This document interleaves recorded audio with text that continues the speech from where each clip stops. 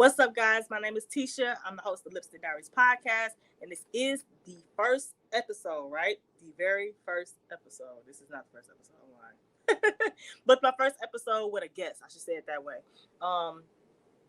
Because, I have to introduce myself last week, but this week I'm actually going to have some company on the show today. My guest today, I'll tell you that in a minute. First, let me start off with this. I like to start off with positive words,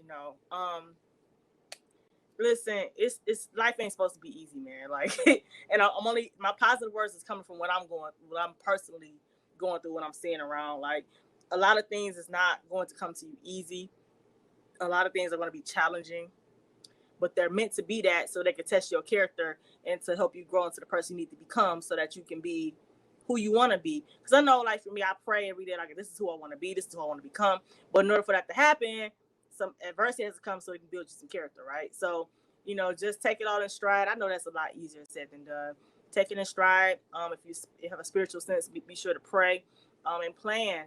Just continue to plan and continue to come up with A, B, C, and D, but you can't stop, man. Life is hard, it hurts. I pray that each person that's listening has someone they can talk to when things do get like this. But, if not, this is me letting you know it's going to be okay. Letting myself know it's going to be okay too, but but it's going to be all right, okay? My guest today is Terrace Couture. This is someone who's been a friend of mine for a long time, but she's also a very multifaceted businesswoman, right? She has a lot of things going on and a lot of skills, a lot of gems, a lot of good information. And this is actually one of the shirts from her her couture brand. Trying to fix my hair so you can see it. It says, I make money and mind my business, okay? Because that's what I do. Make money and mind my business, okay? Also, I have this lipstick shade on. It's called Fashionista from Couture Cosmetics, as you can see here, okay? Be sure to check her out. I'll leave the website down and link website down in the description box below so you guys can see that. I'm also wearing her lashes. The middle part is gone because I'm wearing them, but then she does have lashes as well. So check that out. And she provides a lot of different services as far as logo designs, website designs, brand coaching, marketing, a lot of different things. And we'll get into that later in the episode. But that is my guest for today. So without any further ado, let's go ahead and let's jump into this. All right. And ladies and gentlemen, Terrace Couture. How you doing, Terrace? Hey, I'm good. Thank you for having me. Yes, welcome to the Lipstick Diaries podcast. This is my first time having you as a guest on this show. That's crazy. It is. Yeah. I feel like we've talked so much on podcasts that I didn't even realize it. You never been on mine, yeah. But ladies and gentlemen, just to give you a backstory about Lipstick Diaries, there wouldn't be a Lipstick Diaries if it wasn't for her. She actually pitched this idea to me about a year or two ago, and I was like, a podcast? She's like, yeah, you better do this. You got a voice, and it's powerful. You got a lot to say. You should do it. So it's all right. And she had me on her network in the beginning part. And I was in a year contract for one season. Like Suge Knight, huh? I was in a year contract. Come over to Death Row Records. She relinquished all rights to me. So that's how we got here today. Just have to plug that in real quick. Well, you have definitely taken it and made it your own. I was like, she just can do so much with this. So, ma'am, I'm excited, though. I'm excited to see what's going to happen. I'm excited, too. I thank you. So, you know what? Let's go ahead and let's dive into what the listeners want to know. Let's talk about who is Terrace Couture? Who is Terrace Couture? Go ahead. Let us know. Ooh, child, there are definitely a lot of layers to Terrace Couture. So, I recently decided to put a lot of effort and time into my personal brand. And so hence the name Terrace Couture. So once I dive into all my businesses, you'll see where the couture came from. But definitely wanted to highlight myself as, begin to highlight myself, especially as a businesswoman, as a mentor, as a friend, and just to bring a lot more of like my personality and my personal life into what it is that I do, because a lot of people get to see my businesses. They see me in work mode. They see everything is just like, it's always like business. But I'm like, hey, so And I was getting really irritated, like, why is every time people around me, all they want to talk about is business? It's And it's like, business. well, this is all that they know you to be. Right. Yeah. So I was They like, don't well, let know. me They show a don't know little that bit Terrace more shit. of who I am. Right. Right. Okay, because Terrace is a lot of different things. Okay. Yes. Terrace had a really long, I'll say, struggle with trying to find a box that she Hmm. actually fit into, Right. and finally realized. Let me stop talking to the third person like I'm crazy. But No, and you finally, okay. I finally just had a realization that hey, like I'm that I'm multifaceted, and it's a lot of Right. different things that I can do. There are a lot of different skills that I have, a lot of different talents that I have. And I'm just really big on maximizing my time here on earth and really making an impact Hmm. and really honoring my call and really doing what it is that I'm put here to do. And whether that be in the business world, personal, my goal is really just to impact. And so I feel like I do that every day. I wake up every day. I put my pants on one leg at a time. I put one foot in front of the other, and I continue to just, create and to make things happen. I know a lot of people would consider me a jack or a Jill of all trades, but I like to Hmm. clarify that is not who I am. I have mastered it. I'm a master of every service line that I offer. Okay. All right. I like that. I like that. So I definitely take my time to put the work in, to study, and to definitely.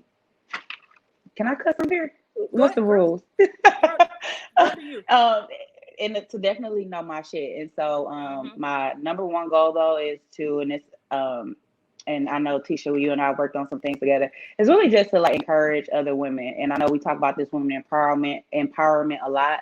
But my goal is actually to provide women with resources and tools to actually live their dreams and to actually, achieve their goals. And so that's what I really work every day to create. And so far, we just getting started. So All right. All it's right. it's a lot to it. All right. So as far as your services, what all do you provide? I know that's a really double sworded question, but just I'm gonna overview. keep What it do you simple. do?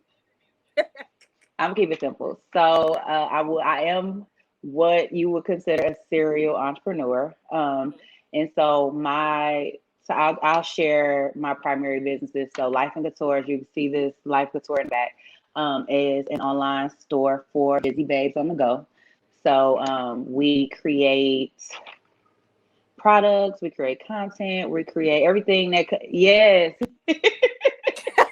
everything for the busy babe. So that is women building businesses, women building their careers, women in school, women about to get married, women who are mothers, women who just make shit happen every day. And that's so if you go into this online store, we have beauty products, cosmetics, apparel. We do custom items as well, custom t-shirts more specifically, as well as books and planners. So if you are, having some struggles with planning, we have content planners, the Busy Babe planner. We have different journals. So we're big on self-love, Okay. self-discovery. Like I said, my goal is really to just create tools that empower women to, just better themselves. Hmm. And then my second business, and I'm gonna leave it at these two, is the LIC Marketing LIC Okay. Marketing Company.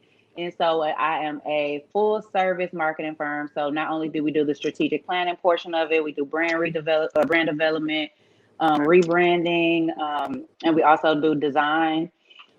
So website design, we have a print shop. So if you need business cards, stickers, postcards, thank you cards, you name it. This backdrop. I didn't do this one particularly. I want to give a shout out to her name is Amanda Chisholm. Dang it, I know the name of her business, but I didn't do this one behind me though. But Okay. I do backdrops as well. So, but I just want to just plug her because she did a really good job on my Yes, she backdrop as did. That's well. really nice. Real good So backdrop.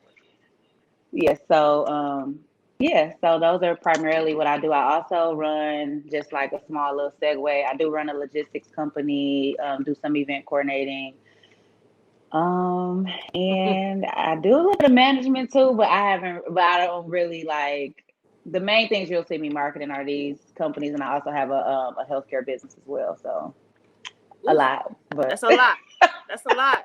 That's a lot. But I mean, you like you said, you're a serial entrepreneur, and that's what they do. They stack it on. Whatever they feel like they're good at, it's a business. You make it happen.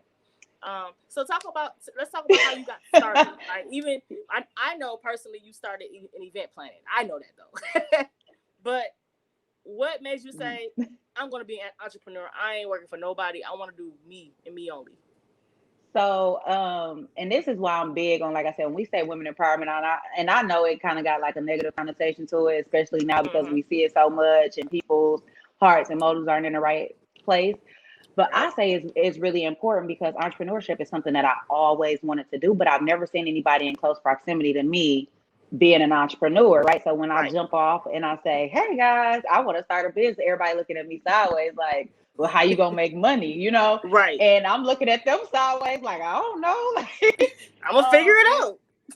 Right. Or and not even that, because at that time I didn't really have the confidence to say like, oh, I know what I'm doing. You know what I'm saying? Back then it was kind of like, well, I don't know. Like I just knew that this is something that I was feeling compelled to, that I was feeling pulled to, but it's like I didn't know how to get from point A to point B, right? So and so I'm telling people like, hey, I want to be an entrepreneur. And everybody like, no, you're going to go to college. And then to top everything off, I have all A's. I'm really good at school. So it's like, I can't look at somebody and tell them I'm not going to college. Matter of fact, top that off with a full ride scholarship to school. Everybody looking at me like, I bet you take your ass to school, you know, like.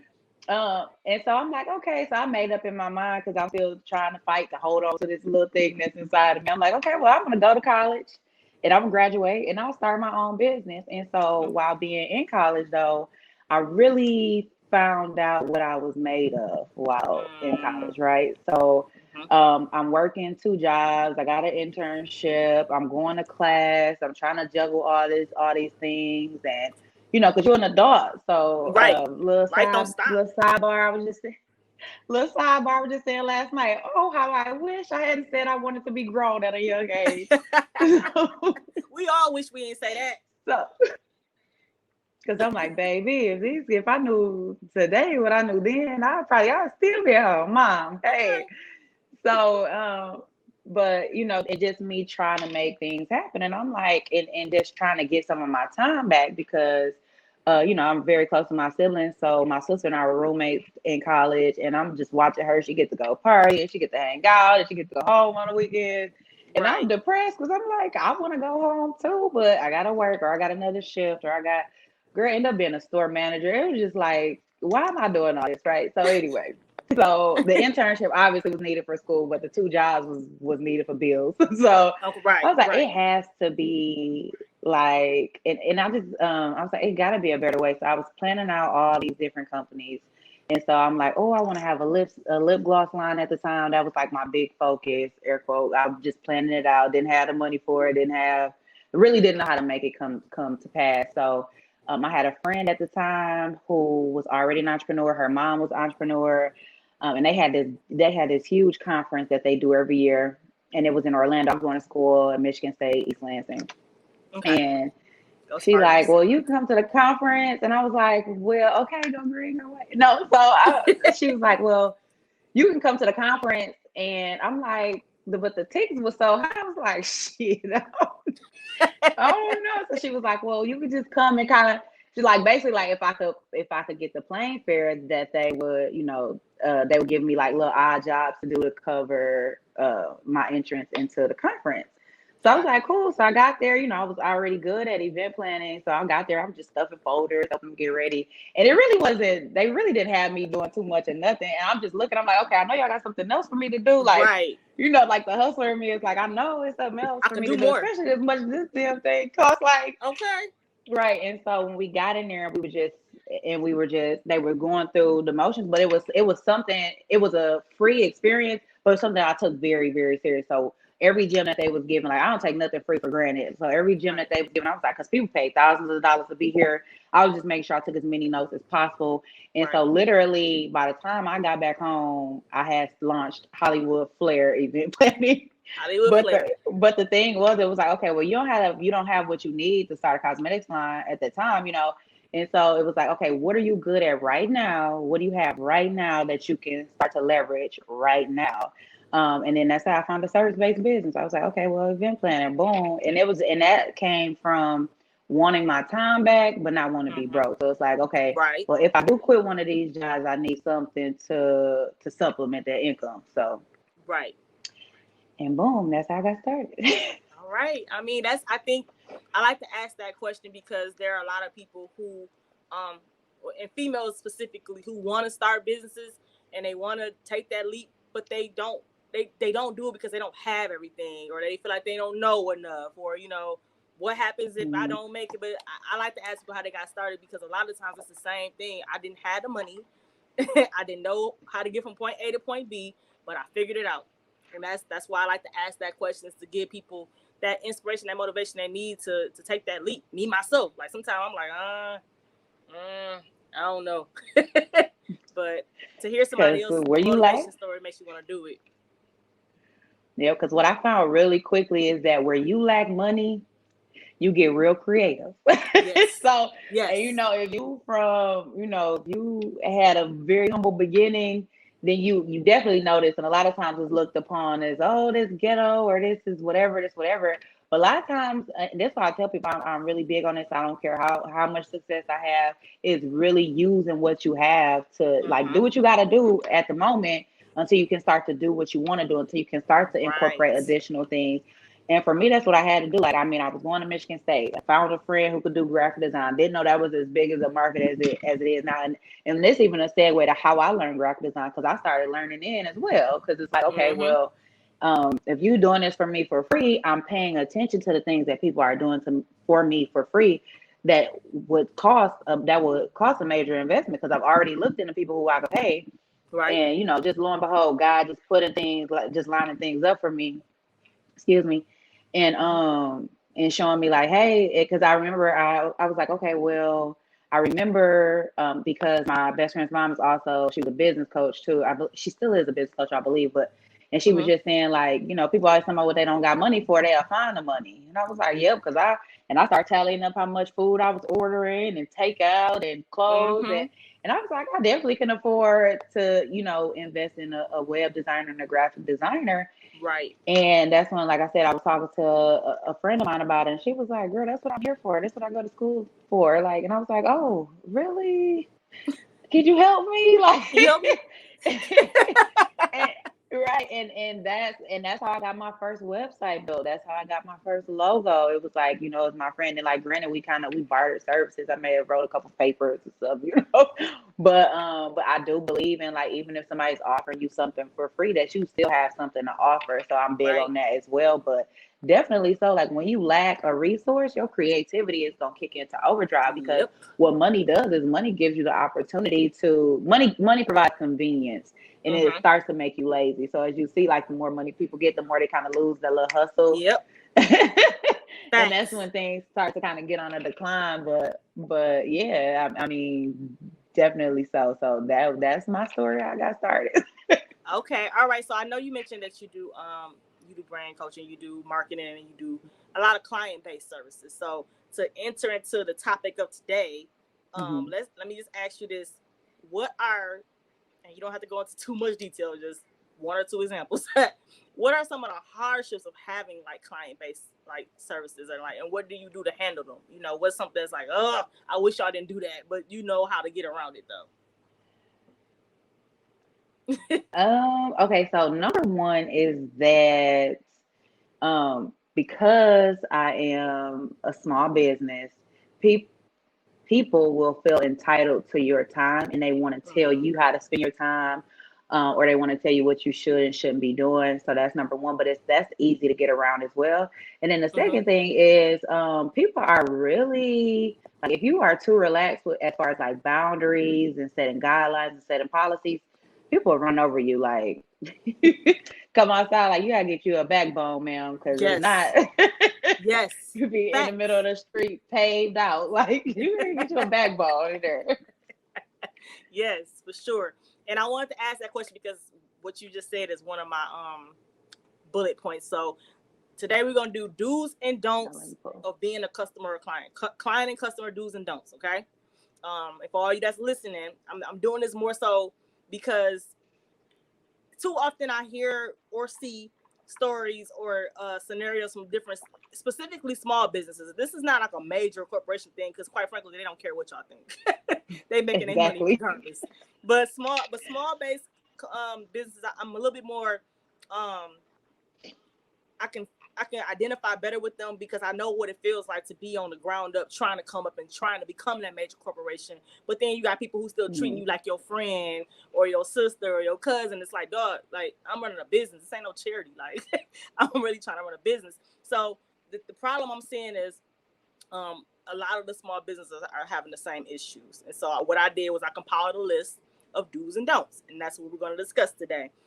Because I know you can probably identify with some of these too, and we're not going to go into any detail or anything, because we still professional women on here. But but I know a lot of small based companies have these issues, and because I see them all day on Instagram. They venting, they tired. They like, look, I'm in a business, but relax. You gonna take me to the streets? Like, try Jesus, not me. Try right. me. Right. So let's start with the do's. I like to start on a positive note. Good news first. So my first do is I said, do be clear and intentional on what you expect and what you need, and be honest. And I said that because it makes your service provider's job so much more harder when you are not clear on what it is you're looking for or what you need, or being honest about what you need. Down to if you only need a logo, if you need a logo, but then later on you saying, I need this and this and this, but you didn't say that in the beginning. That's why I'm saying you need to be clear and intentional on exactly what it is you need. What you think about that, Terrace? Okay, so that's kind of like a twofold question. Definitely be intentional and definitely be clear. So before you approach a service provider, number one, it can be intimidating for people, especially, okay, I'll use my business as an example. Okay, a lot of my clients are new to business, they're just getting started. And so it can be intimidating, because it's like, okay, well, if you look at the things that I have, it looks pretty put together. If you look at the clients that I work with, they look, pretty much put together.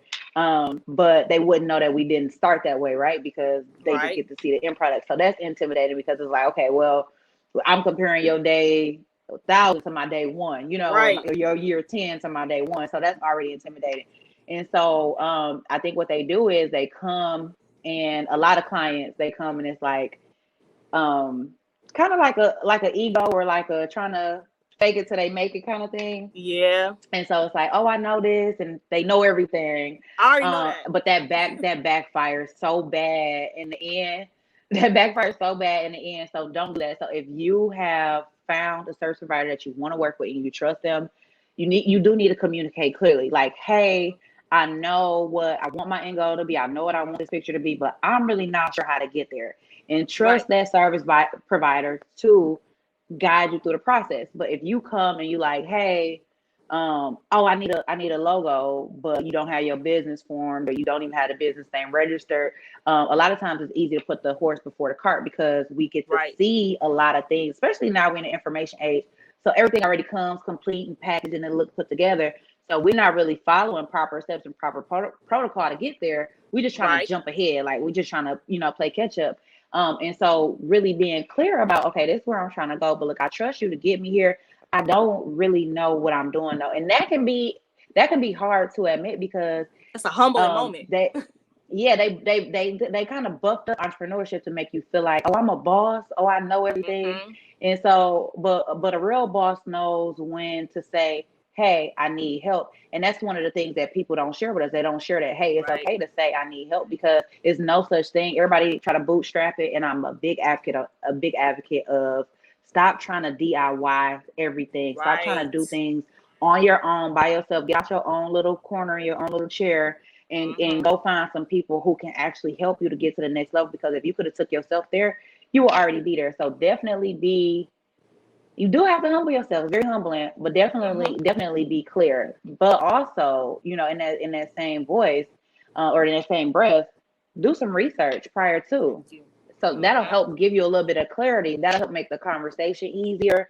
That'll help manage your expectations as far as, timelines, how to get started, what the process looks like. Because a lot of times we jump into stuff head first, and then we get in it, and you disappointed, but you're disappointed because you didn't educate yourself either. Right. And so, Right. and you're expecting things that are outside of the scope of the services that you opted into. So that's definitely important. That's something Yeah. you I want to feel do. like too, like you said, they made the point of putting the cart before the horse. And see, the thing is, like, this is the free gym, only free gym Oh, you I getting said the out of me. horse before the cart, I think. Horse before Y'all the know what I cart, yeah. meant. You good, Y'all know what right? I meant. I knew exactly what you meant. But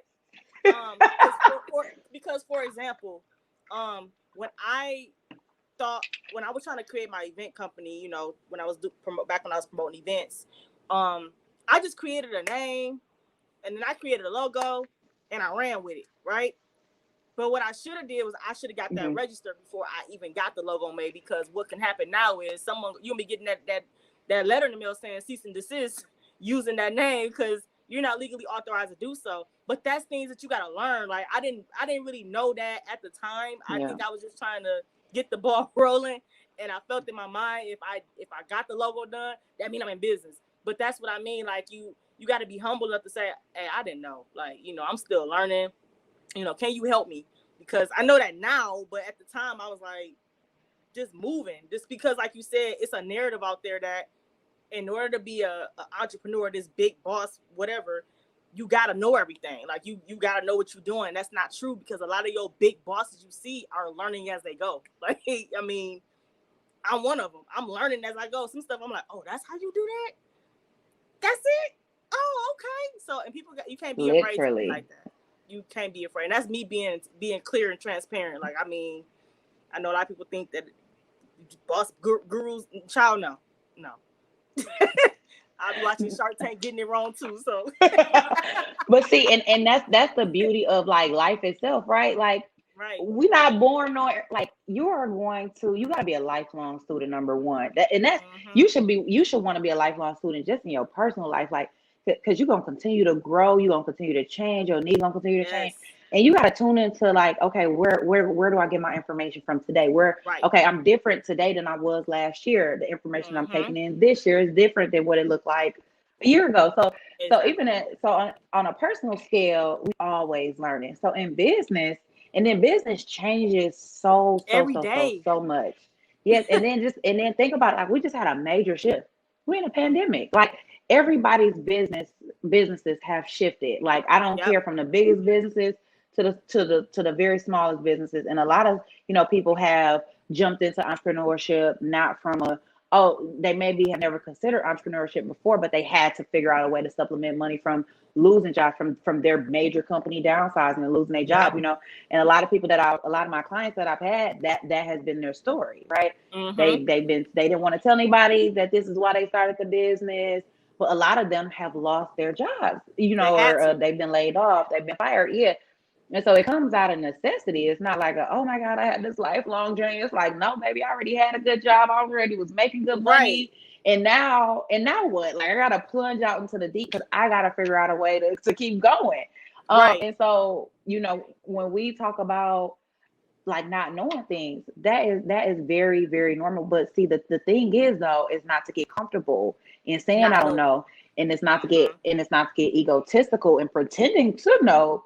Especially when you sit in front of or sit in the presence of somebody who can help you get to where you're going. Because and that's what I said. Like a lot of people are like, when they figure out all the things that I do, which ain't really none of y'all business unless y'all in that target audience.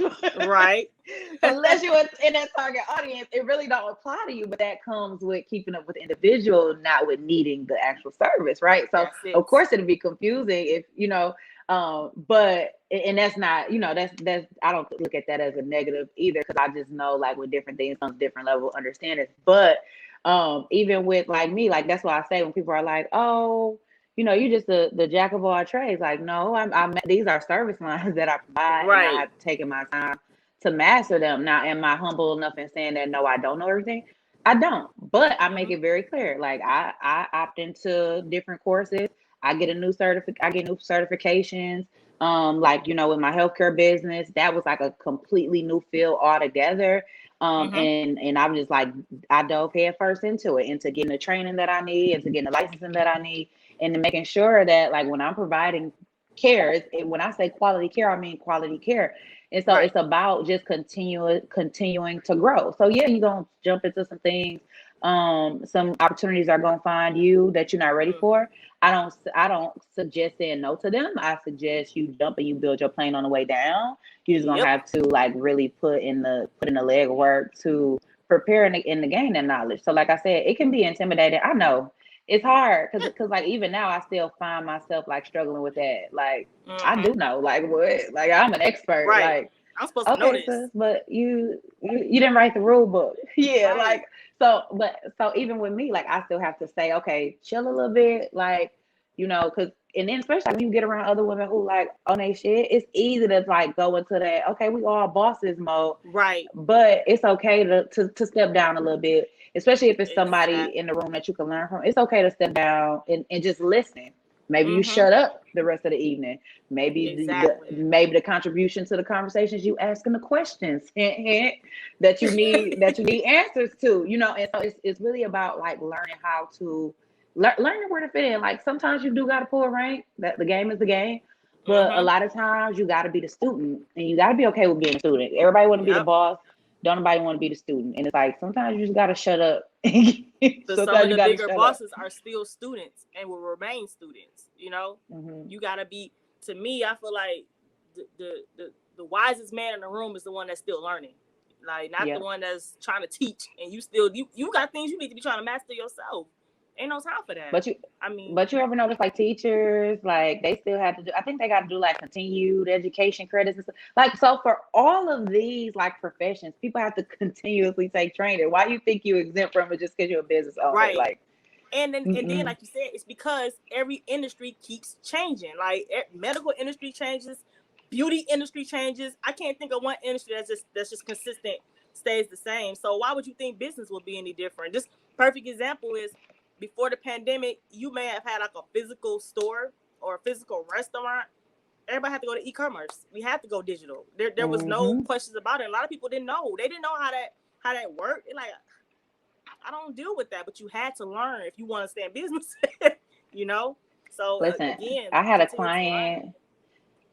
No, seriously. Like I have a client back like when everything first started, and she, you know, and it was very like heartbreaking, essentially, because, you know, I'm trying not to like give away what the client is, but like it's not, you know, but it was just heartbreaking for the particular company and a particular owner, because the bulk of the income was from brick and mortar. So now, you know, we got to shut down. It's not essential. So even when we're allowed to stay open, ain't nobody in here. But we're used to seeing, you know, because when I say like people talk about 6-figure years, we talking about like 6-figure months for this particular company. And so like when ain't nobody in here, it's like, okay, well, where do we make money from? So now, oh, there we go. All right, there we go. We back. All right. I'm gonna say move closer to the router. Is that a thing? Let me stop. I don't know, right. But you know, and like I said, that was just that's a big learning curve. Like if you used to making your money one kind of way, like it's a learning curve to have to adjust that company. But I can say like the bulk of like my major clients, like my corporate clients, etc., it's been the same thing. It's like, okay, now we know we need to market in a digital space. And so it's like, okay, well, I got all these skills. How can I tailor my services? Because even for myself, I had to adjust a little, right? It's like, how do I tailor my services to be more accommodating now that the market is shifting, right? And so, and so it is important to be a lifelong student. Like, as much as I know about social media changes every day. All these damn certifications I have, social media continues to change. So I'm gonna get a new certification probably every quarter, because it's changing that much. Instagram steady rolling out new features, Facebook steady rolling out new features, et cetera, et cetera. So if I'm saying that I offer a service, my training is consistent. I don't just take a class and be done with it. I don't get a certification and hey guys, I got this certification. Like, no, my knowledge is up to date. I make sure that I stay ahead of things. So yeah. Long story short, keep learning, guys. Keep learning. Right. It's okay to not know everything. Okay, so my second do is be timely and considerate when your service provider is asking you for information needed to complete your service for them. And I say that because you hold up your process when you just do things on your own time. Like, you got to understand, you're not their only client. Like, you're one of many clients. Like, for example, when I used to get flyers made, and let's say I had a birthday, let's say I needed a flyer with someone's specific picture on there, and then it shouldn't be my flyer. I saying, y'all, you need to send me that picture. You need to send me that picture. I can't do your flyer until you send me the picture. Like, why do you gotta keep doing that? You know what you need done. You know when you need it done. Everything they asking you for, get it sent over to them. Why you not on your own time? Like, they have. I don't think people understand, when you go into business, literally, this is not like that. Just no cute little phrase. Time is literally money. Okay, every dollar is accounted for every second, every minute of the day. So the longer you take to do what they ask you to do, that's just you jacking them up. Like, you, and I know you as a client or customer, you may not care. You may feel like, well, I'm the client, I'm the customer, but no, come on, be considerate, because when you go in business, you're gonna have clients and customers too, and karma does come back around. Okay, well, see, look, because I'm a B2B business, so everybody that I work with has a business. Mm-hmm. And yes, let me think of a way. I'm trying to think of how to word this. Okay, all right. But yes, this is a very, like, all of the bulk of my work is timeline driven. And so what you do is, you don't mess up the provider by missing the deadline. You mess up your timeline, your project Mm-hmm. needs. And so what happens is like, okay, and I tell people this all the time. If you are on the coaching side of my services, then you hear me talk like this all the time. If Mm-hmm. you are, if you haven't gotten coaching with me before, then it's a little bit more watered down when we had a conversation. Right. But in terms of timelines, like, nobody is gonna hold your hand. No. Nobody's here to babysit you, especially, granted, different business call for different things, but okay, like, if it's in writing, we got the scope, we know what to expect. And this can even boil down all the way to event planning, right? Mm-hmm. If you don't meet the deadlines, then you adjust the project timeline based on the deadline. So it's like, people hand you things a day or 2 days before, and like, okay, and they think you're gonna scramble around and figure it out. Where it's like, I can't scramble around and figure it out, Mm-mm. because the other 4 or 5 clients that I'm currently working with met their deadline. So I'm not gonna make Exactly. them suffer because you didn't necessarily meet the deadline. But that is very, that's a big one. Yeah, it is. That's a big one, and I think it boils down to who want it. Who Right. want it the most? Because I mean, if you working with, like I said, I can only speak from my service line point of view, but it's like, everything I do is pretty, like, fast paced, and so I can Mm-hmm. kind of gauge. Which clients are ready to roll out, like which businesses are going to be open a year from now, 2 years from Right. now, as opposed to which ones are kind of like maybe fads, or I'm just trying to throw something together real quick. Like, I can kind of gauge the timeline of a business based Right. on how my client approaches, the project. But Right. yeah, so I say that's, like I said, that's twofold as well. Like, you're not really messing with the service provider, you're more so like digging yourself in a hole. Yeah. But It's if anything, you pretty much just wasting their time, because I guess I got that. Well, my previous job I worked for, I won't say the company, but I worked for a client I based. thought you was gonna say, I was gonna say, No, wait, are you I ain't supposed to saying be no saying company that? names on here. I worked for a client based services company, and my job was admin assistant. And the thing is, when they gave you your contract, it had your scope of services, it had what they were responsible for, what you were responsible for, and everything that they needed from you and when they needed it, right? Mm-hmm. Because of what they did for clients, it's like they have timelines, they have deadlines to meet on their end. So when you don't do your part, then they can't do their job for you, if that makes sense. Like, so that essentially that holds up your progress. So what they would do, this is what I'm saying, that people got to get serious. If for so many times, okay, so let's say you didn't meet your first deadline of giving information out, then they would contact you and say, hey, we need this information. We was able to extend your deadline again, but I do need this information by this time. Let's say you missed that deadline, they disengaged you. They feel like, hey, look, we don't have time to hold hands. Like, You know, I got a lot of clients I got to get stuff done for that's actually giving me what I need and giving it to me on time.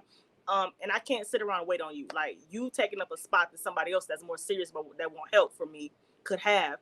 So, and I always feel like, hey, I'm with it. Like, you know, if you want to forfeit your deposit and your retainer by not doing what they asked you to do, to me, like you said, go back to what you said, who wanted the most? Like, are you for real about this or are you not? Because to pay someone to do something and not do something as simple as give them the information they need is really silly to me. I mean, I don't understand it, but it happens, you know? Yeah, because I'm like, okay, well, I never want my clients to feel like they wasted money, right? So that's like, I want you to feel like you got a quality service. I want you to feel like, you know, like you have been serviced, you know, to your expectations. But yeah, I have quite a few clients right now where it's like, I've already been paid. I've already held up my end, you know, and so it's like, you know, it does put you in that space where it's like, okay, like, I don't want to disengage you, but like, if we don't get to moving forward, like, I'm gonna have to, because what you're doing is you holding up a spot for a new client, because this should have been done. You should have been gone by now. Yeah, and I mean, like, I hate to say it that way, but you know, at the end of the day, it is what it is, because like I said, you know, you want to give your clients the best service, and you want to uphold your end of, you know, what the scope of service is. But ultimately, sometimes, well, with most service-based businesses, a lot of the services that we provide are contingent upon information that we receive from the client. So like, okay, if I'm a cleaning lady and I can't get into your house, how am I gonna do my job? I can't complete my service. You know, if I'm a barber, you won't take your hat off. Like, right. It's not, it doesn't make sense. Like, you have to do your part. It's the bottom line. And so I always say, like I said, my coaching service is way, if you ever work with me as a coach, it's way more, it's just way more in your face than if I'm just providing you, you know, a design service or a planning service or something like that. But I always say, it's like, you can't just hand your stuff over to somebody. Like, you can't hand it over to a service provider and just expect it to magically get done. Yeah, like at no point is that ever okay. You know, okay, here you go, boom, and leave. Because ultimately, if I'm providing a service for you, like, this is the same with me with the assistants that I work with. Like, I can't just say, hey, I need you to do this, and this, and disappear. Right. Because you're going to have questions, because you're providing a service for me. So ultimately, okay, hey, Terrace, well, I know you say you want me to send this email. I just want to make sure this is the correct email, and this is the email address that I'm sending it from. You know, clarifying questions, that's important. Exactly. And so when you work with any service provider is not a babysitter. Your service provider is not your assistant, unless they're a virtual assistant, unless they are literally an assistant. It's not your person. Because I know, even like with my you know, with offering marketing services, a lot of people treat it as if you were like they concierge or something. Right. It's not no business concierge. Like, ma'am, sir, dude, I'm not the assistant. Like, you don't get to just come in and come out and do what you see fit when you see fit, because it's like, you know, like, I'm running a business with a team, you know, and so ultimately, and I'm managing other projects. So a lot of times it's like, okay, people don't meet the deadlines, and you're just trying to get stuff done and get it off your plate. But and even with that, I even had to stop doing that. So even if someone didn't meet a deadline, I would still get the work done and submit it to them. Like, hey, I got you a draft, for the sake of showing that I'm trying to move things forward. And what happens is they're like, oh no, this is all wrong. You know, I didn't send you the updated information here. And then they start to see what they didn't give you, right? And then you just worked yourself in a circle, because they didn't give you what you needed. So now you got to redo all the work that you already did. And so now it's like, I don't move. I don't move until you move, just like that. So if you can't give me what I need, then I'm no longer doing that. Because what that does is that puts people in this entitled state of mind. And and it's like, hey, you know, if I know, it's kind of like with kids and their parents, right? Well, I know if I don't pick that up, my mom's gonna pick it up. You know, I know if I don't get this done, my mom's gonna get it done. Yeah, I don't gotta worry about the bills, because my mama paying the bills. And that's what you start to do as a service provider. And that is why it's very, very easy for people to take advantage of service providers. Exactly. And also, it kind of puts it kind of enables your client. Like if you don't set those boundaries and those deadlines, like, hey, you got to do this too. Like this is your business. Because no, I don't know what nobody thinks, but nobody's in business and they just literally handing off everything to everybody else and sitting back chilling. I know Instagram got it looking like that, but it ain't. Okay, it's nothing. No, ma'am. I don't like know not one boss. Now for my corporate clients, it is more like, hey, like we have our meeting in the beginning. Excuse me. We go over everything timeline. We got like check-in points. And then we might have like that last little follow-up meeting when I'm presenting, or after they've had a chance to review the work or whatever the case may be. It's not, I'm not micromanaged at all, so it's Right. really like, but even with like major companies, it's like they still find a way to be present within the process. They kind of gotta be. Yeah, and so it's like, and like I said, I'm B2B, so I always stress this. I don't know anybody that has any type of ownership. Now, do you have to be micromanaged? No, you don't. You don't have to micromanage anyone if you trusted this provider to do what you need them to do. But you do have to be involved. Like you cannot just disappear because this isn't their project. Like I said, and that's with any service anywhere. Like I said, even if you are a cleaning person, like I cannot enter your home unless you are, unless you make it available to do so. With event planning, like I cannot create a vision for you if you have not given me anything to work with. Because what'll happen is when you leave it that way, and I guess we're skipping forward to a couple of the bullet points, not communicating stuff. Because what happens from a communication standpoint is you leave it open to the service provider's interpretation. So now I'm creating from a place where I see. I'm right. Not a place where you see. And we don't like the same things potentially.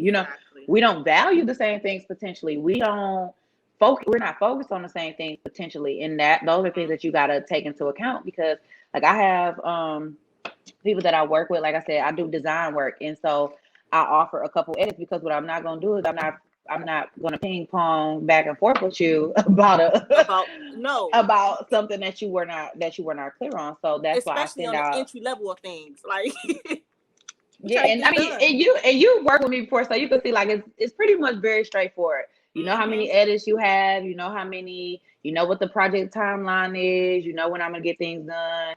I try to keep it as close to the project timeline as possible. I communicate. Just staying on top of things, right? So in that instance though, it's like if I say, hey, say you came to me like, hey, I got a project that I'm trying to start, I want a logo. Okay, ma'am, tell me more. Like what do you have going on? And this is just an example, but it's like, okay, what are your brand colors? Oh, well, they, it's white and blue. Like, okay, well, what shade of blue? It's so many different color codes for blue. So now we got to dive into, okay, well, do you have an example of it? Do you have a picture? Do you this, do you that? And what happens is people don't really want to do that work to research it and to find the answers themselves. And so, but I had to learn that as a client too, just in all fairness, where it's like, hey, I don't know what I want at all. Can you give me some kind of idea? And then I realized after a while, like, okay, these people talk to you like you stupid because because you irritate them because you annoy, because you don't know. Yeah, because you don't know what you want. So how are they going to know what it is that you want? So even if it's an area that you're not familiar with, it's the technology information age. It's easy to get online and Google something close. Hey, that's how you get all these what she asked for versus what she got. Exactly. But that's where it's coming from. But that's the name of the game, right? Because it's like you can be more descriptive. You can show people are like, oh no, can I see some options? No, that's too vague. Yeah, so when we talk about communicating, like that's too vague. So you want to see options. What do you want to see? Like, do you want to see it more rounded? Do you want to see a different shape? Do you want to see different colors implemented? If you want to see different colors, what color palettes do you have in mind? And just being specific. And like I said, I'm using my business as an example, but that can go with anything. It's like even as far as like events. So say you were to plan an event, Tisha, and they like, oh, they tell you it's a 50th birthday party, and you like, okay, well, do you got? I want to see some options from you. Okay, ma'am, sir. I can only do so much with that little bit of information. I mean, yeah, like, ma'am, sir. It's just So it's like, I guess going into the next point, we already kind of touched on it, but the next point is do communicate. I mean, the thing is, like she just said, you kind of need to this, you know what? It got to go back to this. Let's before we get to communicating, you have to, you kind of got to know what you want. Like, this is why I keep saying you need to have a vision for what you're trying to do. You can't do something because you see somebody else doing it, because essentially you're working off that person's vision. You don't even know why you're doing what you're doing. Okay. For instance, I'm gonna use myself as an example. Fun fact: Terrace did my logo for Lipstick Diaries podcast. Quick little plug. Right? But and I want to plug this in too. This is not on my notes, but I'm gonna plug this in too. If you got friends that offer businesses, talk to them like you a client. Don't, hey girl, start to take their business serious. So I texted her first. I said, hey, I need a logo. I didn't want to ask, but can you help me? She said, yeah, I'll help you. Send me an email. She said, what you looking for? I found a picture, okay? I knew what I want my logo to look like. I just didn't know how to put it in words, okay? I found a picture, and I said, Terrace, this is what I'm looking for. I want it to look something like this. I like that color scheme. I like the font. Everything about this is what I like. I just need it to be me. Long story short, don't give me the same thing she got, because we don't want to get in trouble for plagiarism, okay? Right. Copyright infringement. So that's how it was. And when she did it, she gave me a timeline, and she gave me edits based off what I said I wanted, okay? But see, that couldn't have happened had I not communicated that. If I would have just told her, hey, I need a logo, she'd be like, okay. And what else? Oh, just do something. And then what's going to happen is she's going to come up with edits, and she's going to come up with options or whatever for you. And then you're not going to like none of them. And then you're going to say, can I see some more options? But it's going to like, of what though? Like, what about these don't you like? What do you want to see? This is why you have to communicate. This is what I mean by talking. And then communicating is such a wide range of do communicate. But in that instance, and in the instance of if something's not going to work, communicate that. Hey, I may not be able to meet your deadline, but I can get it to you by this day. Is that okay? Communicate that though, okay? Hey, I know I said I needed this, but I really is it okay if I add this in too? Communicate that. Don't let people assume. Don't let nobody try to drag them down to you. Talk, okay? Use your words. We grown adults. Communicate. Not grown adults. We grown adults. Like, communicate. Use your words. Oh, yeah. No, seriously, like when you're dealing with people that's running businesses, and it's not even just really like service based. It's really anything. Like I said, event planning or any part of what you're doing. Communicate. It works better for people when you tell them ahead of time. Like, hey, I'm having this issue. I know you asked me for this. Will this work instead? 9 times out of 10, someone's going to work with you because you communicated that information to them. Like, nobody is. Sometimes you do just have like hard asses, but like nobody is like closed minded to the point where it's like, oh, she communicated with me, I'm upset. Like, nobody's gonna say that. Nobody's gonna say that. And so, as far as being a client, like I said,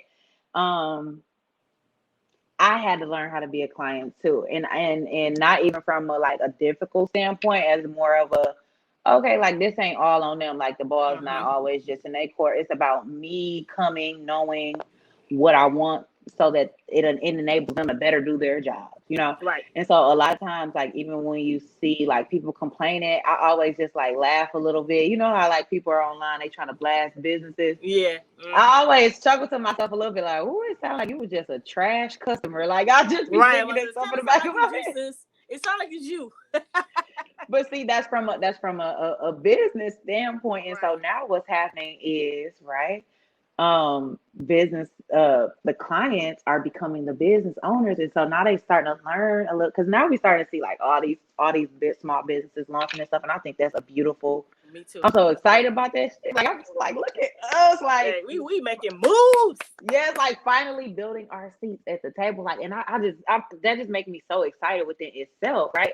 But now it's about not going in it with arrogance, but going in it as a student, because businesses fail every day, B. So you gotta really you gotta come with it in terms of like longevity and building something, and just really focusing in on it. But definitely communicating, definitely be clear. And like I said, I'm focusing more on the B2B because that's the bulk of my clients. But I do also have, with LIC Couture, I have customers, but that dynamic is a little different because I don't have to manage project timelines and project deadlines. I mean, with the exception of like the custom shirts that I create, but that's always pretty much straightforward too, because by the time somebody comes to because by the time somebody comes to you with the design, they already have the design. So I just have to follow the protocol that's set in place. Like, hey, this takes X amount of days. And then once you get tracking, it takes X amount of days to ship. So that's pretty straightforward, but it has to be, but in that same requirement, I require that, okay, you can upload the design, you can email it to me. I want something like this, or maybe you want the exact same thing. And if, legally we clear to recreate it, we will, and so it's pretty much the same thing anywhere. Like, you gotta know what you want. Yep. Like, long story short, because and just use a cleaning service as an example. Like, if somebody come in and they clean your downstairs bathroom, but you want them to clean all your bathrooms. Did you say that though? Exactly. It's about being clear. Like, he's like, oh, I want my bathroom clean. If I walk in, my interpretation was I'm gonna clean the first bathroom I see. And you be like, and you think a lot of things are common sense when they not, because nobody can read your mind. So, and it's hard sometimes because we got a lot of things going on in our head. So it is hard to get it out. But you just try your best. Like, even if you think it sounds crazy, if you think it sounds stupid, if you're working with somebody who makes you feel incompetent for effort, then that's probably not the best service provider for you. You know what I'm saying? Because you should feel comfortable in putting forth the effort to try to figure out, okay, like, look, let me just be honest. I remember I was working with a client and I was like, okay, am I saying the wrong things? Like, I wasn't sure if I was connecting with the client because they were just so quiet. And I'm like, okay, well, I don't know if they... Are you understanding what I'm saying? Not even that. I'm just like, well, I don't know if they're going to work with me, because we had just did like a new client consultation. I was like, I don't think this person like is really feeling what I'm saying. And so when they came back and they signed their contract, when I say surprise, y'all, I was like, oh, really? Because I didn't feel like, because, by that new client consultation call, I set those up to kind of get a feel, and to talk more to see if we'll be a good fit and explain how my process works. And so when they end up signing the agreement, and I remember we were working through our first, because I give questionnaires, I collect information, etc., so that I have a good understanding of what your business and what your brand is. And I remember them just saying, like, look, I'll be honest, I don't know what you're talking about. That's real, though.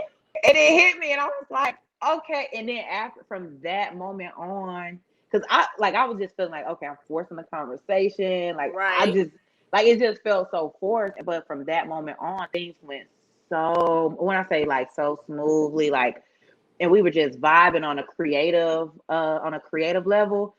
And it was and that's, you just gotta live in your truth. I tell people that all the time. Like, nobody can shame you for being honest, Right.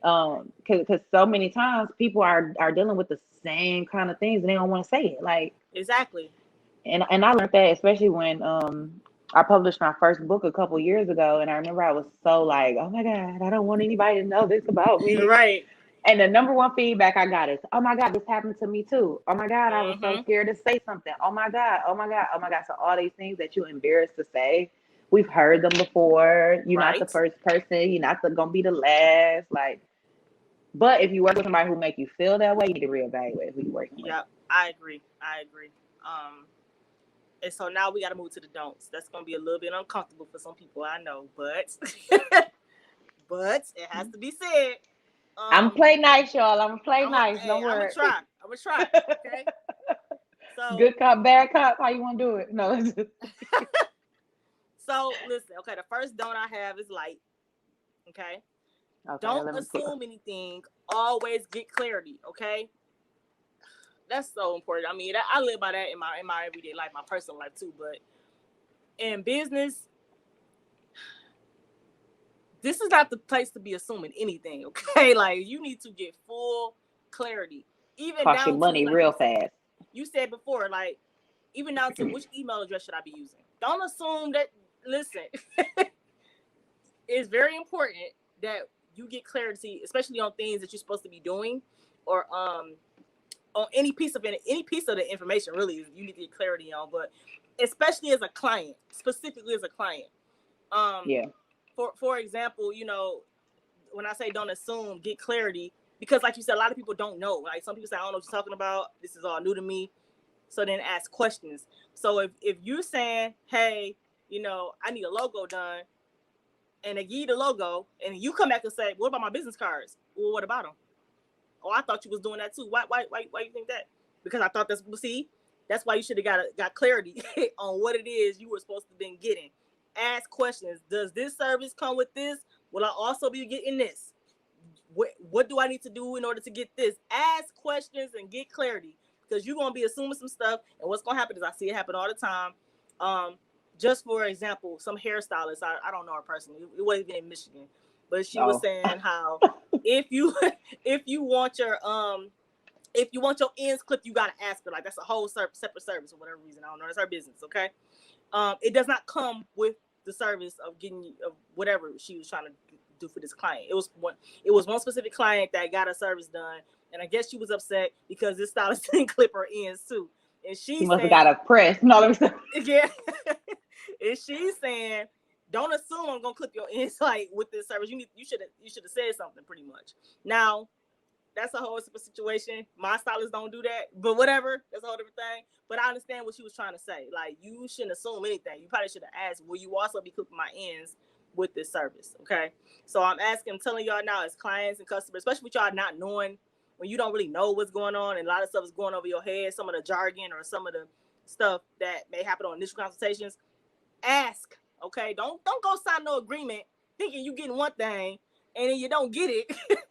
And really it's on you because you signed the agreement. So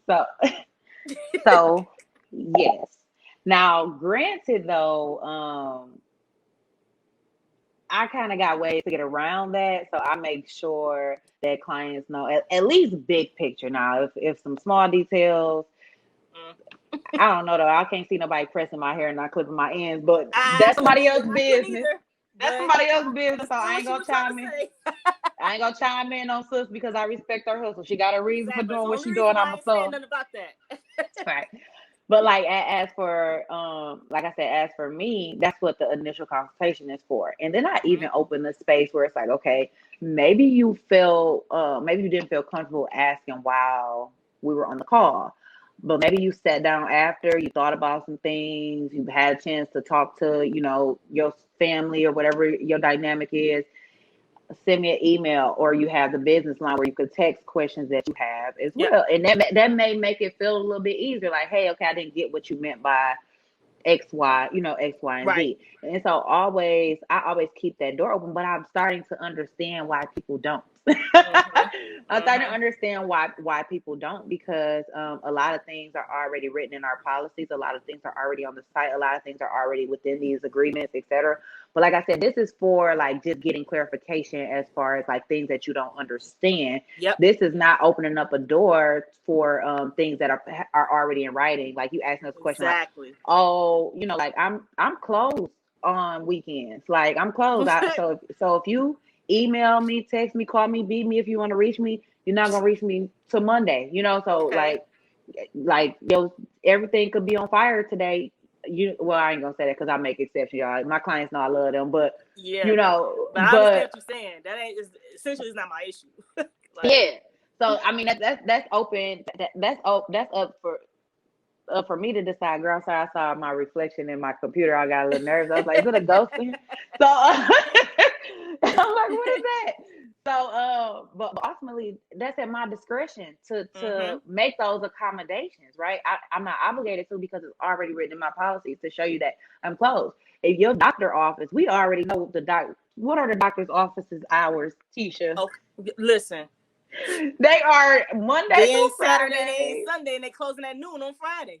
So okay, so you better take your ass to the emergency room. That's exactly the game. Like that is their business, right? But then when it comes to small businesses, it's like I said, it gets to be this like entitlement where you feel, clients are feeling obligated to your time. But like I said, we already covered that. So in terms of just where we at? Oh. In terms of like getting that clarity, like if I already wrote on my site, like these are my hours, if it's on my website, if it's on the social media, it's on my email signature, it's on the brochure that I sent you, it's on the you get the client policy separate. You get everything. You got it. Right. You got You it. seen it. And so that is where like businesses are a little annoyed, where it's like, hey, I mean, we still have to provide good customer service. So at the end of the day, so if you feel like you got an excuse to be pissy towards a customer, you need to go take a customer service class. And that's not me being shady. That's just, it is what it is, because the customer not always right. But it's not our jobs to engage them the way that they engage us. It's our job to be the professional, because this is the job that we chose. So, no, I understand you're not one of them and you don't want people playing with you, but ultimately you're a professional first. You're a professional first. You gotta put your gangster on the back burner. Like this is what it is. Businesswoman first. Okay. And so like when you ask questions that we've already given, that I can see, that bringing about some irritation, because now you're just being lazy. You didn't take the time to read, which consumers are lazy. Everybody want everything fast. Yeah. And so as a business owner, that's something that you have to identify too. So like I said, I know we're talking about like client customer do's and don'ts, but just holding yourself accountable as a business owner too, because like, if you're familiar with marketing, and that means you familiarize yourself with consumers and how they consume information, how they operate. Yeah. And so they lazy. So if whatever the shortest distance is from point A to point B is the one I'm taking. So if I don't gotta go read shit, and I can come straight to you and get the answer, cool. That's what I'm going Your job is to politely, because you offer good customer service, politely continue to redirect them. And so they know if they want to be a repeat customer or a return client, that they have to go through these methods, and they'll start to learn you. Because most of us have like hairstylists that we go to, and we pretty much familiarize ourselves with their policies. So we know what'll happen if we late. We know what'll happen if we want additional services. We know what'll happen if we don't book by a certain day. We know that it's an extra fee for squeeze-ins. Like you start to learn these things about your provider, because essentially what you want to create is that relationship for repeat business. So people will know how you operate, but it's your job to constantly like redirect them. Because like even when I have situations where it's like, damn, like I always learn from different situations, because a lot of times we create them for ourselves, right? Let me make sure this ain't one of the bullets that we got. Oh dang, we done already went to don't contact any. Sorry, girl. Yeah, we done hit it already. Sorry, girl. I caught it, but whatever. I was gonna say, well, if you want to segue and highlight that real quick before I keep going. I'll expound on it. Don't contact service providers outside of their business hours, okay? Because this is the thing. This is what I think y'all forgetting. People want to be a business for themselves, true enough, but the whole point of being a business for themselves is so that they can do this on their time. This is why they have these set hours, okay? So, for instance, my stylist I got my stylist because, that's the person I can think of off the top of my head that I use on a regular basis. But I know her schedule. I know the times that she's available. If I need let's say, what's today, Sunday? Let's say at 9:00 tonight, I'm like, wait, man, I need my hair done. I need to contact my stylist. I don't contact her right then and there. It's gonna be the next morning within some business hours, like 10 o'clock, 11 o'clock a.m., somewhere around that time. All right, because that's just me respecting the fact that I know that she's at home, she's relaxing, she's trying to get her mind prepped to start her business week. I'm not gonna text her late at night on no Sunday night, calling about no doggone hair appointment. It's like sometimes I think what y'all do is y'all start to feel like this person is y'all personal assistant all of a sudden. Like I contact y'all and y'all gotta jump like they pledging or something. Like y'all online for somebody's sorority. When I call you jump type stuff. Like no. So when you don't get an answer outside those business hours, you can't fault the service provider. That's your fault. They told you what time when it was available. You went outside of that. Who fault is that? Unless sometimes service providers say, hey, I know you're working on the project. I'm normally not available around these hours, but if you need anything, feel free to contact me. Now that's different. If they tell you that for a specific period of time, then that's fine, But I'm talking about you working with somebody. They done told you before. I don't work at the clock, so that's just like your job calling you when you got off the clock, saying, "Hey, what about these?" Like, what's about tomorrow? I ain't at work. It's the same thing. So respect their business hours. These are not hours put together just because. It's a reason why people have business hours. For one thing, it's to keep a balance of their work life and their personal life, for one thing. And for two, if I'm available to my clients for contact between, let's say, 8 and 4, more than likely, I'm gonna tell you what I know. More than likely after 4 is because they're working on projects. They're not talking to nobody, but they're working, doing the behind the scenes where you don't know nothing about after 4 o'clock. So if I'm talking to people all day long, emailing people all day long, when am I gonna get this work done? That's why y'all need to respect business hours. But you can go ahead if you got something to say about that. That's what I got on it. But ball in your court, no. But seriously, because you're like, when my stuff gonna get done? When my stuff gonna get done? I can't get your stuff done if I'm talking to you all day. So you definitely hit the nail on the head there. And then also like the respect that you have for your hairstylist. A lot of people don't have that. And I think that is more so because you have worked to master your craft as a business owner. So now I can respect your boundaries as a business owner too. And another thing is that goes hand in hand with contacting them outside of their business. I was like, okay, for like what I do, like if I'm working late, I might send an email like late at night, but it's an email. I'm not gonna call you.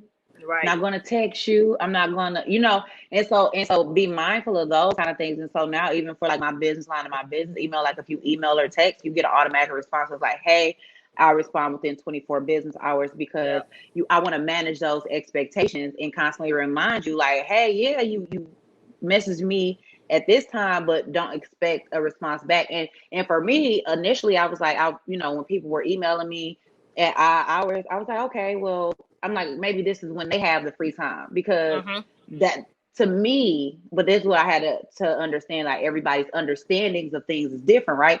So for me, it's like, okay, this is when you have the time to do it.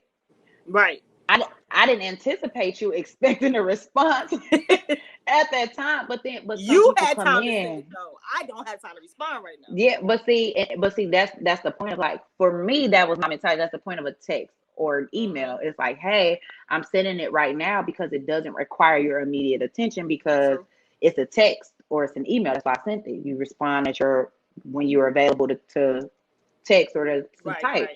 And so then I run into some clients where it's like, no, like you sent me an email at midnight, so I assume we were working on this project right away. And it's like, okay, well, let me clarify. So I think that may go back to like don't assume anything as well. But even for, like I said, everything is double-sided too. Like one as a client, but also as a business owner. Because like I was telling you, a lot of situations I created for myself, being accommodating after hours. Like my business hours are what they are, and clients are like, well, hey, I don't get off work till 5, can we set up a call then?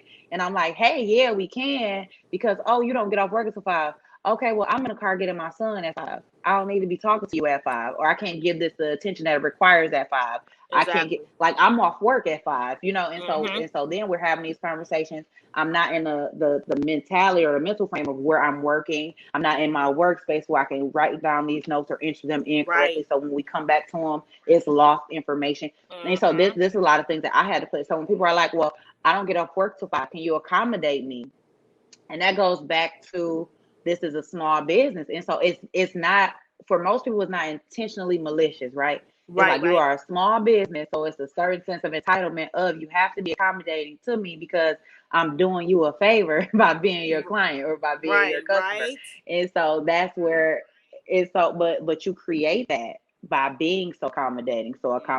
And I was so accommodating to the point where I had I've had the worst client of my entire career probably this year. and it stemmed from me. Like, and you got to be honest about that, because a lot of times like, I did. And it's the same like with relationships, right? Like, I gave them everything I loved. Right. Like, okay, everything. So nobody asked you to do all of that. You did that on your own will, right?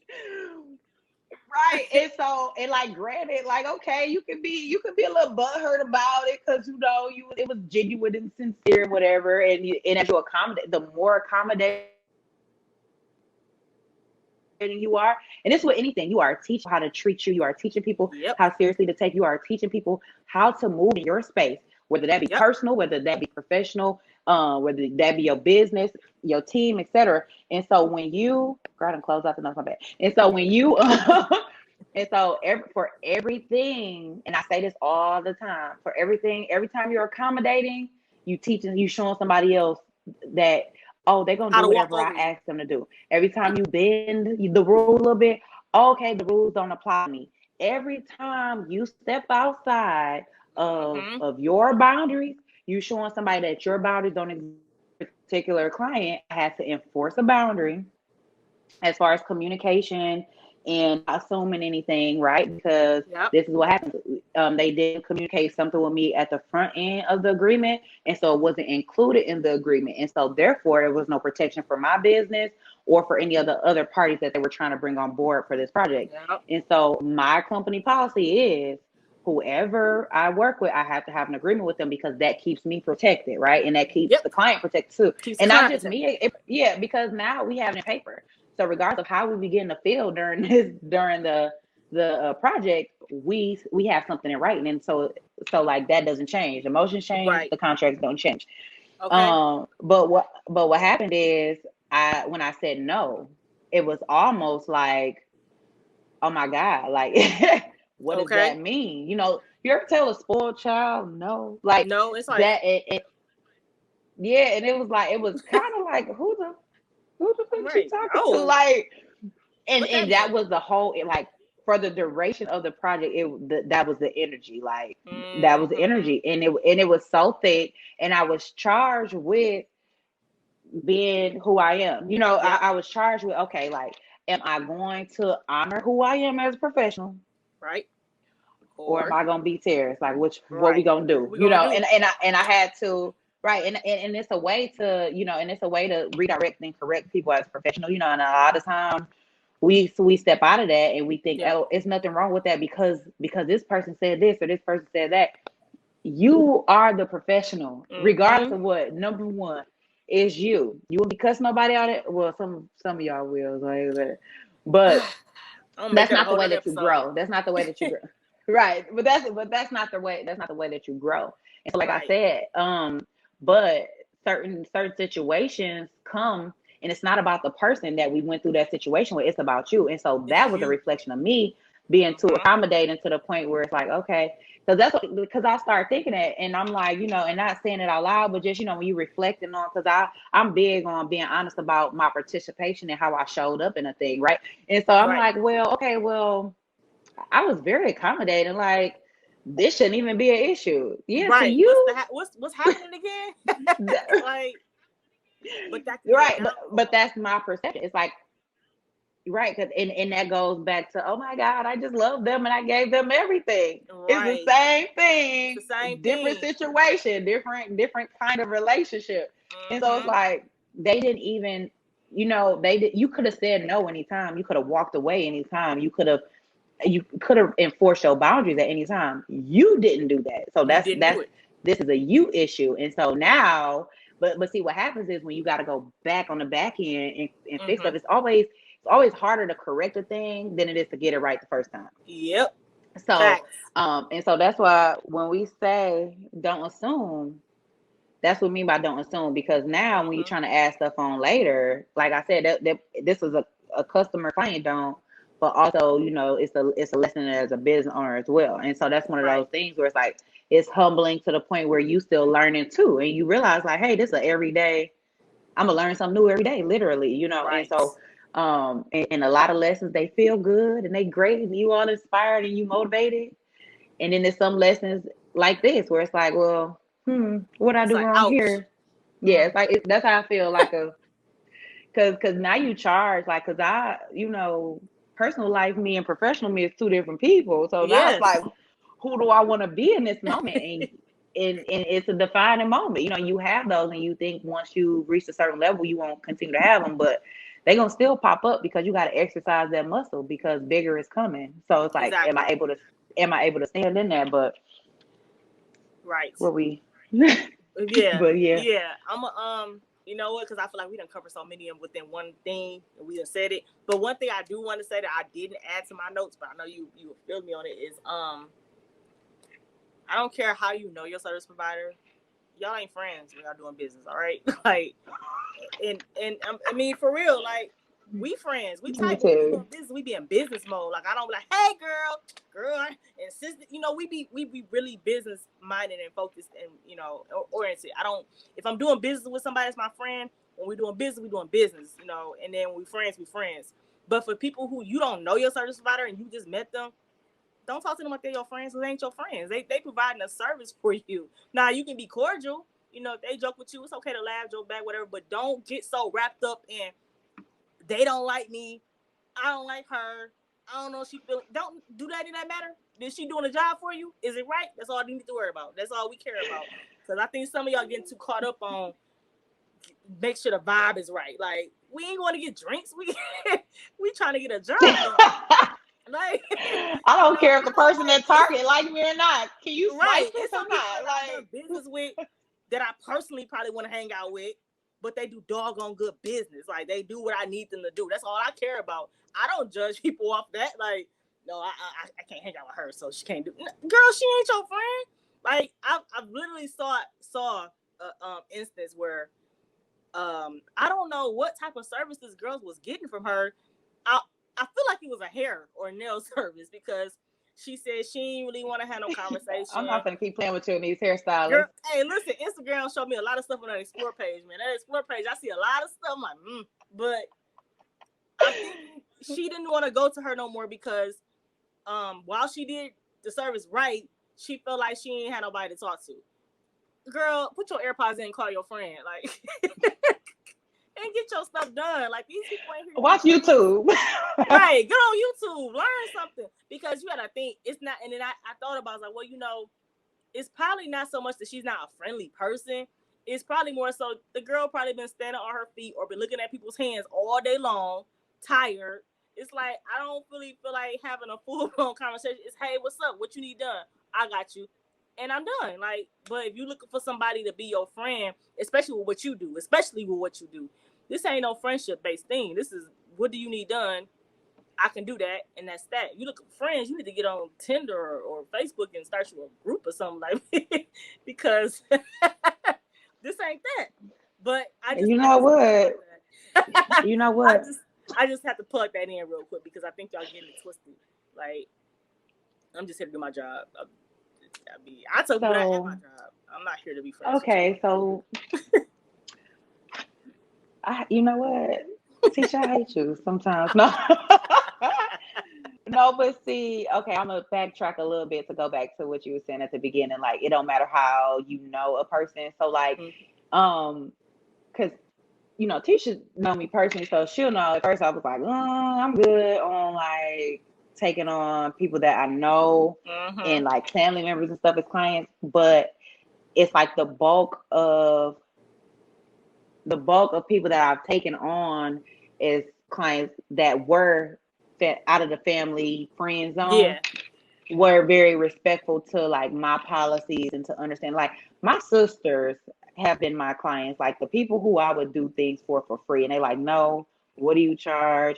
What's your policies? Signing agreements, paying on time. Don't they contact me on my phone for personal things, use my business number for business things, which is a part of my policies. And so that is the biggest reason why I'm like, okay, I really don't want to take on like family and friends because they get too comfortable. And it's like my personal line is for personal things, like personal things. I have a business line for, like, send me TikTok videos and shit. Don't be, I'm sorry if you got to edit that out, but don't, like, real, I'm not answering, I'm not answering like business questions, stuff like that, because when I leave, like when my business hours are over and I leave my workspace, or when my business hours are over and I have to tap back in, maybe I'm clocked out, but I'm in my office and I'm just working head down, right? If I'm looking at my phone, it's not for business, like, so I get caught up in this space where it's like, okay, they already have my personal line, you know what I mean? And so it's like, they're like, oh, I didn't know what number to use. Why don't you store LIC Marketing Company in your phone and let that be the number? Like, don't store me in it. Like, you already got me in this Terrace or whatever. Store the company name so that you don't get it confused. Don't store it under my regular contact. Exactly. And so now it's like this constant challenge of, hey, and it'd be like like really simple stuff. And I know they probably feel like, oh, I could just ask her this quick question. But once again, you be accommodating for these small things that start to build up. Okay, well, she answered this question. She answered this question, so she'll answer this one too. Or she, you know, and they like, oh, well, I didn't know what number to send it to.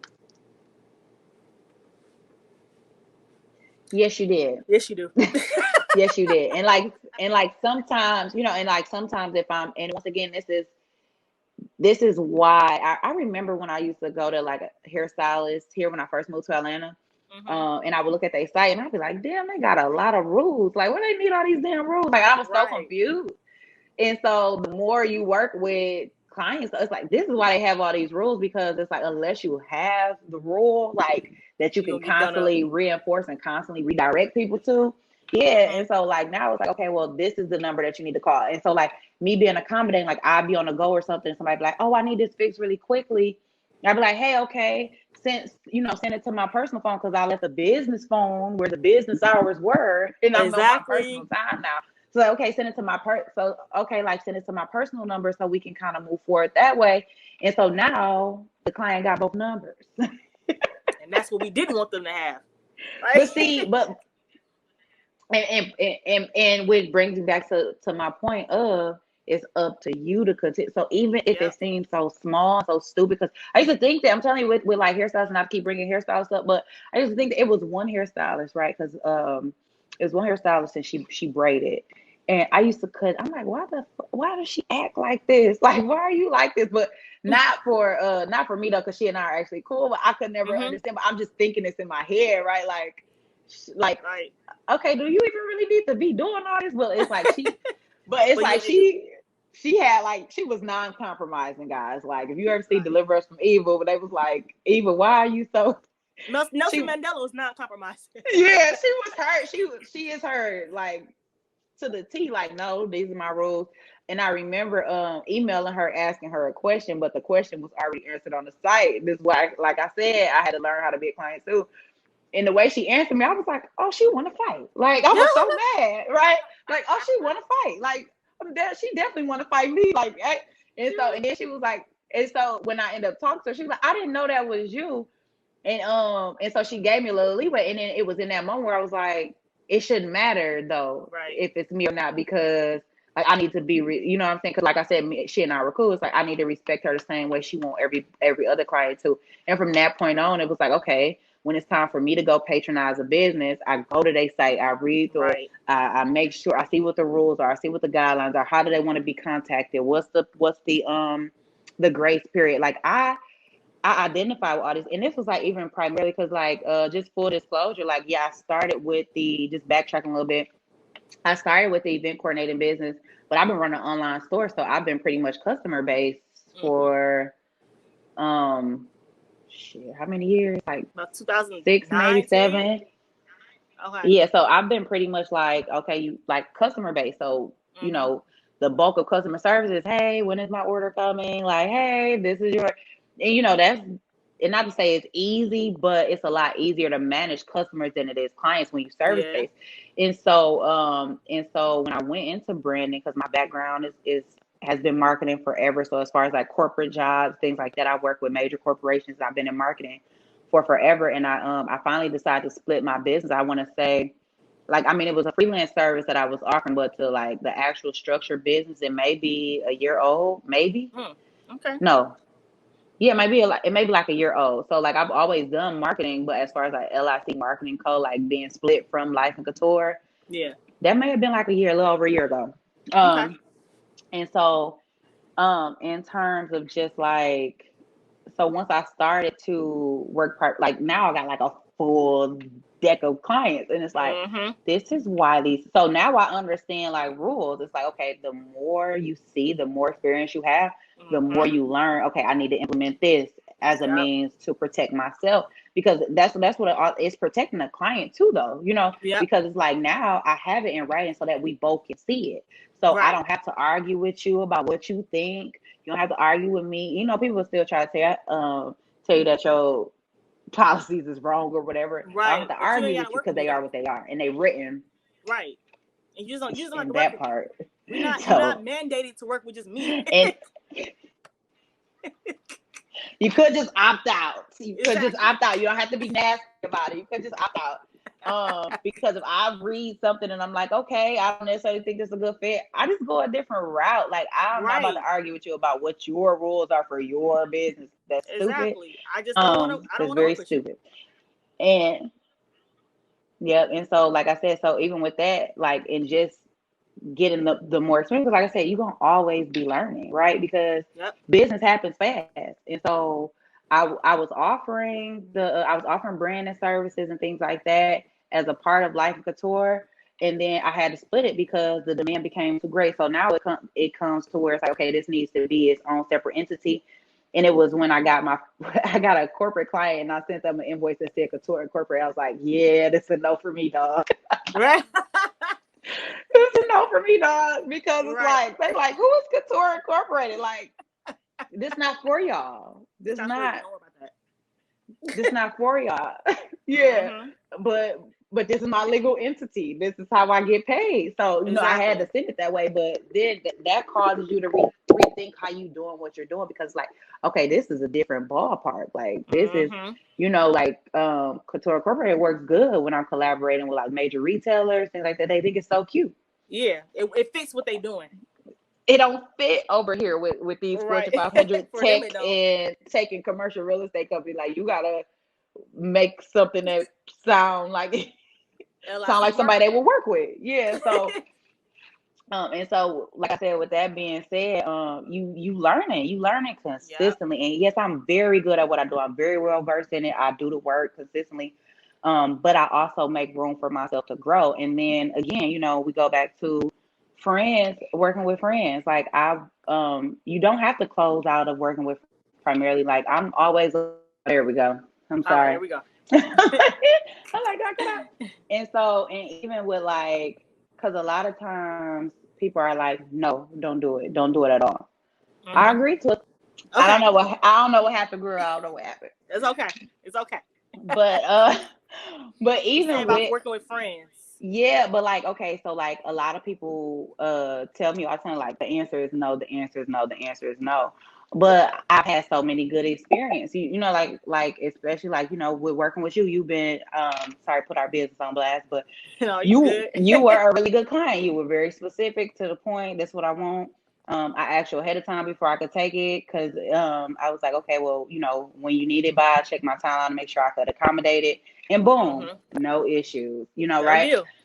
But then we have other people who, but then there are some times where, and you just gotta play it by ear, right? Yeah. Always follow like your first mind, because there's some clients I get and it's like, no, I'm not gonna work. Like, you know these people personally, so you've seen them. So you kind of know just by how they act with everything else. Like, I don't want them as a client. Yeah, like, are they always complaining about a service that they got from somebody? Are they the type, when you go to restaurants, they rude to the servers? Like, you know these people. So how they what you do anywhere is what you do everywhere. So they're not just showing out for these other companies. They're gonna show out on yours too. You're gonna lose a friend. You're gonna lose a cousin. You're gonna lose a grandma. Because you are their friend. Yeah. And so then it's like that whole boundary thing. But it's like, but like I said, I've had so many friends and family members who supported me, who also respected my boundaries, who respect me as a professional. And you get to play that by ear. So if you have the policy where it's like, no, I'm not accepting no friends, no family, keep that, because that was in your heart. But like, you know, like I said, for me, because I honestly, I may implement that moving forward, but more so for like, I may implement it as a policy, but like play it by ear, because I know these people around me. You know what I'm saying? So it's like, if it's like a distant cousin that I don't really know that well, like, you know what I'm saying? Because like that kind of be like, okay, but like, you know, these people that you grew up around, these people that you hang out with every weekend. You know how they operate. Yeah, and so and you get to see that, like, and you get to see behind the scenes on it. You see how they talk about people. You see how they show up in other businesses, and so you know, so you know if it's going to be a good fit for your business or not. Like right now, my sister, who is like my best friend, probably like one of the closest people to me, she's a client. And the way that she has respected my business, y'all, has made me set a whole nother level of criteria for people. And it's like, because it's like, I don't have to, and this is something I already knew, but just working with people who are so close to me, who has so much respect, it's like you don't have to waver, and you don't have to relax your boundaries. Even if people don't like them, they go find Right. somebody else, and That's it. they still end up doubling back to you eventually. So, And that's it. so that part don't matter. But like I said, and then we're moving forward. What was the second point you made, Tisha? We done got cut off and I everything. think I was just saying, like, you know, when you when you're a new person, a new client or customer to a service provider, to basically booking them because you don't. Oh yeah, I want to say because you Oh, don't the see friends. friendship qualities in them. Yeah, Yeah. like So, yeah, and then even with that, like good customer service is good, good rapport is good.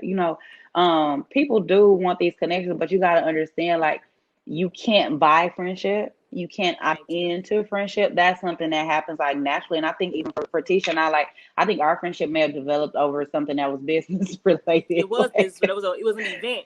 Yeah, so it's like, but things that are organic are going to take course naturally, and just allow that to happen. And so, like, even if you walk into whatever that girl situation was when she walked to a hair salon or a nail salon, like, as long as you were greeted, as long as you were acknowledged, as long as you were Right. engaged, and it wasn't like, That's oh, fine. every time you talk they turning their face up or they ignoring you, that's fine. And then, like, even for me, like I said, I'm service based, but I offer coaching services. And so I have to be really mindful of the conversations that I'm having with people, because I'm a coach. So if I'm Mm-hmm. giving you coaching services for free, you need to opt into that as a service. So Thank you. if you come to me like you need a design service, design don't come with coaching, right? Exactly. It's not two different things.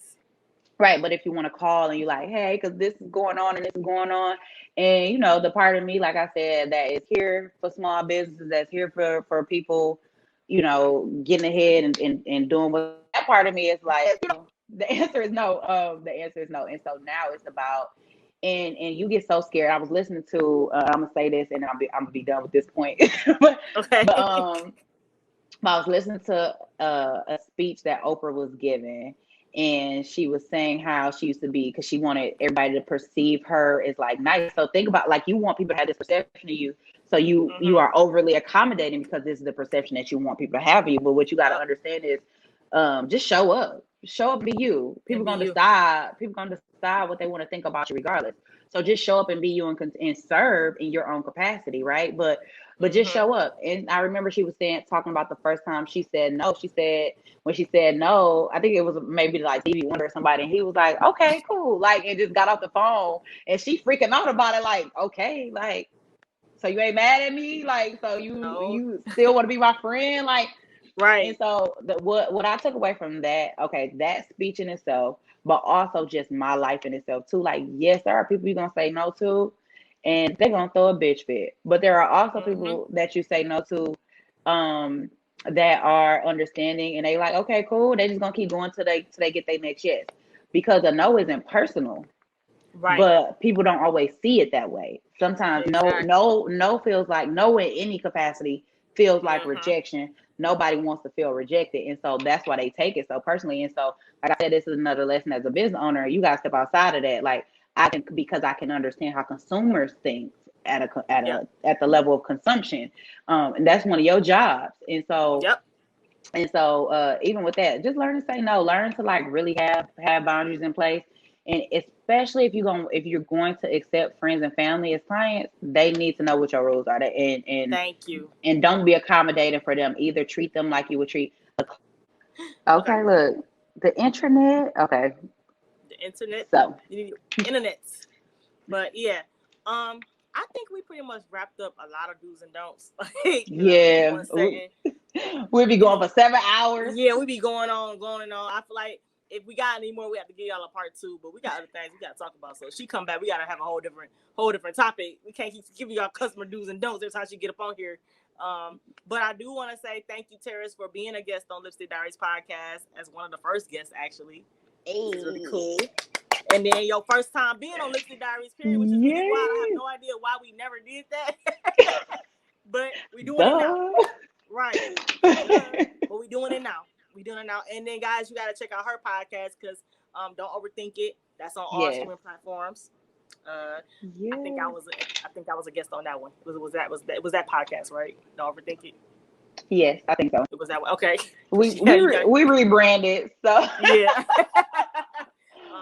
But check but her out. yes. You want to plug your social media and where these people can find you? Yes, ma'am. So before I plug social media, thank you for having me, Tisha. You know, even if we ain't think about it before, everything, I don't believe in coincidence. Everything happened how it's supposed to happen. Exactly. So thank you for having me on. It's always a pleasure talking to you. You know, we can go on for hours, especially when it's business related. Exactly.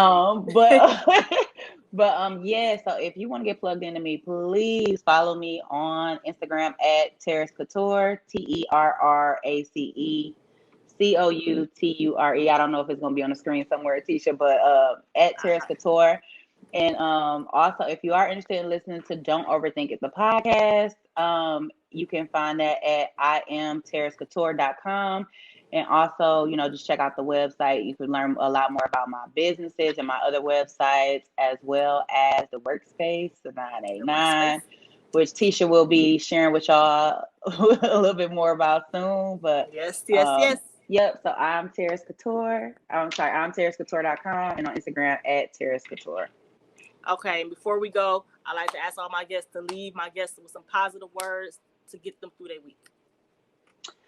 Positive words. Okay, let me think, y'all. So I'm just going to say, like, just do it. Like, you know, I know a lot of times fear step in and try to take control of us, doubt, self-doubt, hearing other people speak negatively, even when it's unintentional. Whatever it is that's placed inside of your heart, whatever you are called to do, whatever you feel compelled to do, whatever you can't stop thinking about, whatever you are overwhelmed about because you're like, well, I got this big idea, I don't know how to make it happen. Just start to put one foot in front of the other. Just start to take some sort of action and let God meet you the other half of the way. Like, just do it. Just do it. I love it. I love it. Thank you again, Terrace, for being on the show. I appreciate you. This is the Lipstick Diaries podcast. It's been real. I will catch you guys next week. Bye.